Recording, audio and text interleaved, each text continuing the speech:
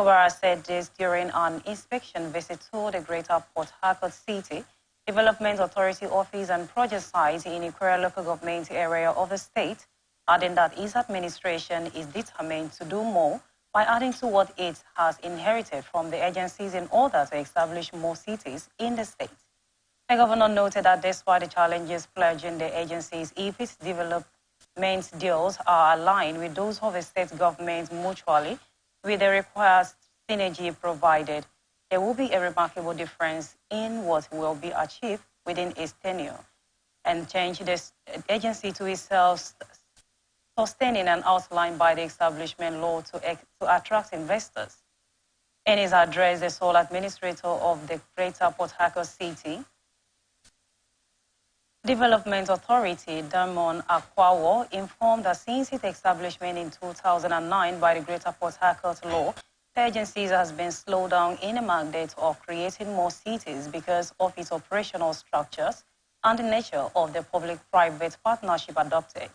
Akwawo, who is also the state chairman of the People's Democratic Party, explained that a new legal framework started by the last GPHDA board has been framed on by the current management and is ready to presentation for the government to help it achieve its mandate.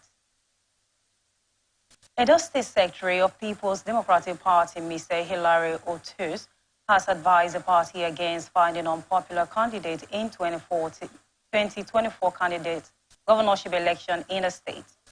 Otus, who disclosed this in a statement in Benin, said that there is a high political awareness among the electorate in the state, adding that the PDP must fight a popular candidate to secure victory.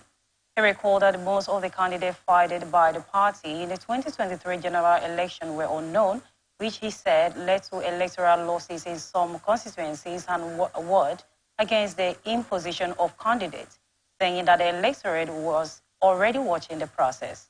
The PDP secretary also said most PDP supporters ought to work against the illegal candidates by supporting candidates of the opposition parties, which according to him led to the unprecedented victories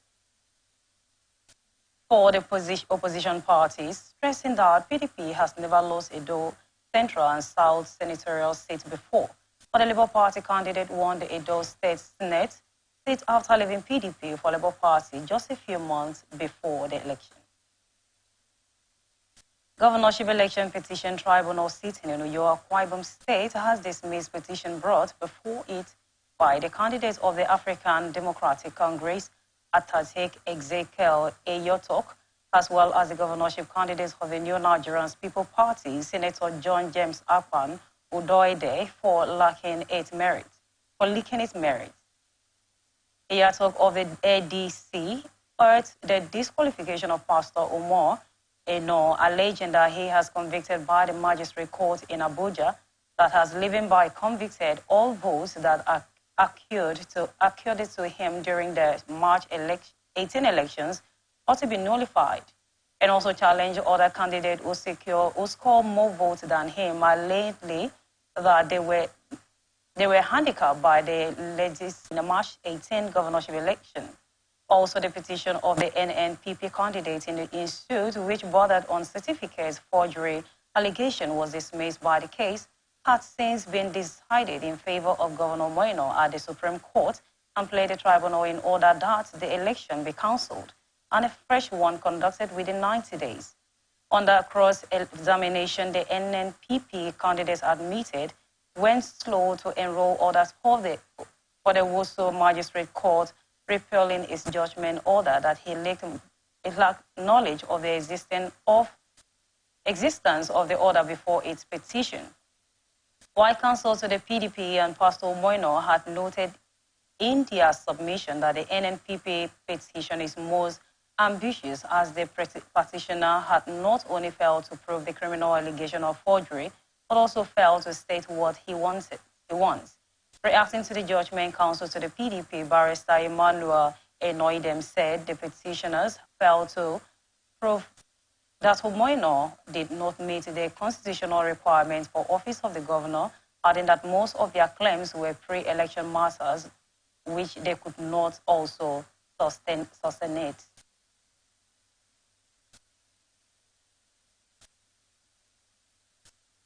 Social Democratic Party has called on security agencies to promptly investigate their attack against their supporters in the Eastern Senatorial District of Kogi State. The director, New Media Mori's campaign against is Isaiah Ijele, who disclosed this in a statement while responding to the viral social media video showing brutal attack against supporters promptly loyal to the SDP. Ijele noted that such cruel acts of the violence, which have repeatedly marred Kogi State's political landscape in the past, gravely threaten the right to freedom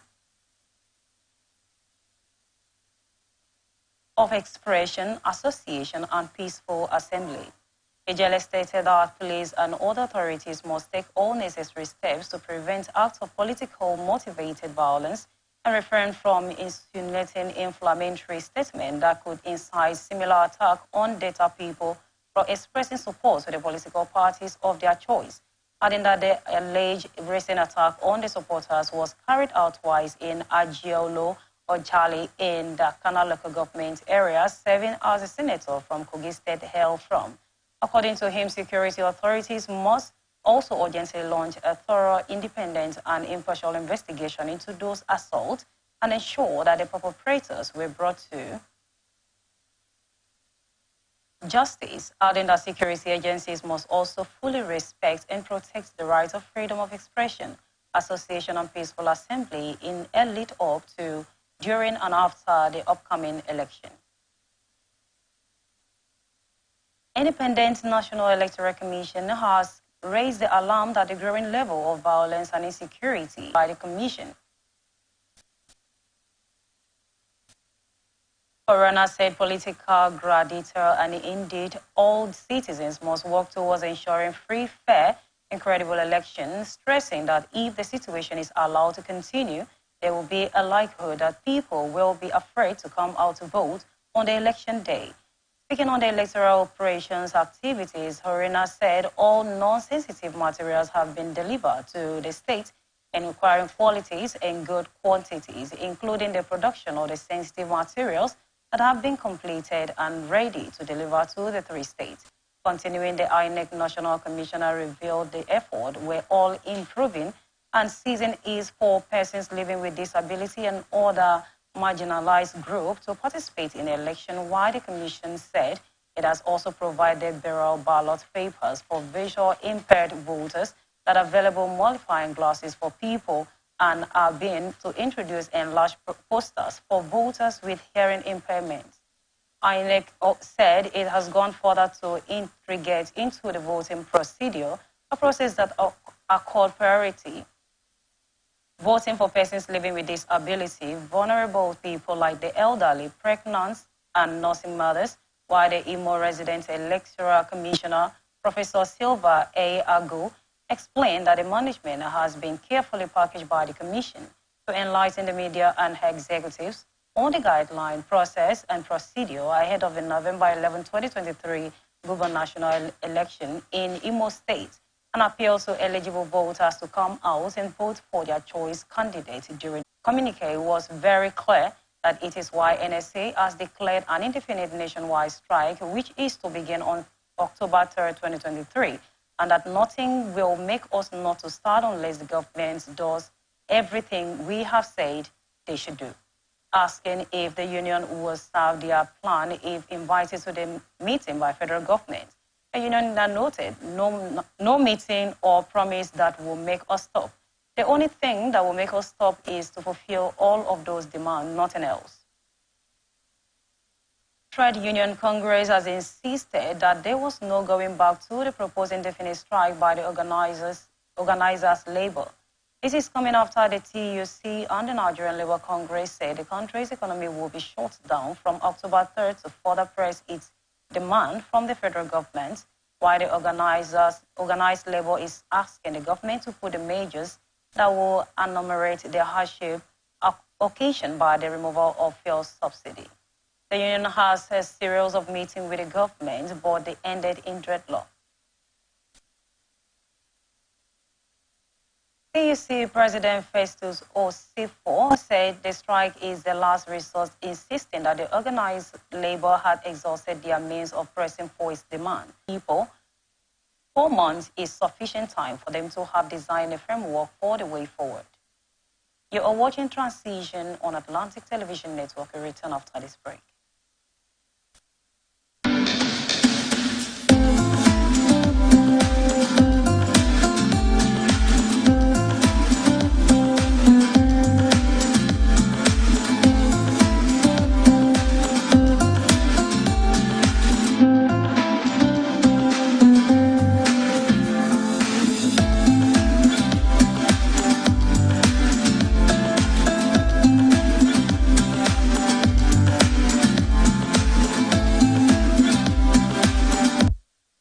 Welcome back. This is a Transition on Atlantic Television Network, and now to the rest of our Operation Public Relations in the Ministry of Labor called on members. Operation Public Relations in the Ministry of Labor called on members of the public to ignore the report, stressing that it was a total fabrication by the reporters to suit their narratives of the interest base known to their publication. He also said the report is false and misleading, as at no time did the Director of Information make such disclosure, adding that for the benefit of doubt, it is important to stress that the Director of Information at the Ministry does not speak for the President. House of Representatives has directed its committees, the National Security and Intelligence, Army, Police Affairs, and Human Rights, to investigate allegation of forceful collection of 500,000 by some police officers on 8 July 2023 from travelers along Owerri-Onitsha Express Road. The decision is called to the notion by the Honorable Matthew Nwogu from Imo State, which was adopted by the House of Plenary. Leading the debate on the notion titled "Need to Stop the Indecent Dehumanization and the Harassment of Road Travelers by Security Agencies in southeastern Nigeria," Honorable Nwogu decried the indecent and continued dehumanization of harassment of road travelers in the southeast geopolitical zone of Nigeria by security agencies, especially by some police officers and army personnel who have preferred the act of extorting money forcefully from road travelers embarking on a daily journey to earn their living.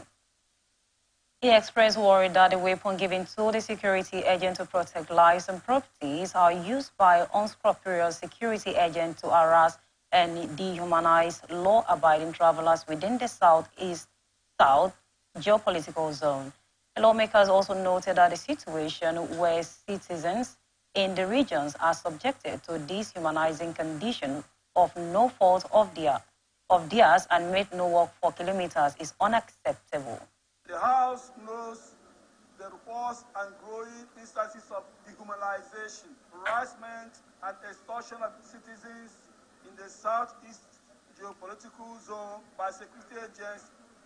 estimated to be in billions of naira. The House is disturbed by the instant and continued dehumanization and harassment of road travelers in the southeast geopolitical zone of Nigeria by personnel who have perfected the acts of extorting money forcefully from road travelers embarking on daily journey to end, at the brazen manner in which travelers within the zone are forcefully moved out from their traveling cars and vehicles by security agents and are ordered to walk some kilometers with their hands raised above their heads, thus dehumanizing and portraying them as common criminals. According to him, such situation further worsened the collaborative's effort needed to checkmate crimes and criminality within the southeast geopolitical zone. And now to some business reports. House of Representatives has resolved to set up an ad hoc committee to investigate the law implementation of the Cabotage Act. The decision of the House followed a notion by Honorable Awaji Inombek and Abente from Rivers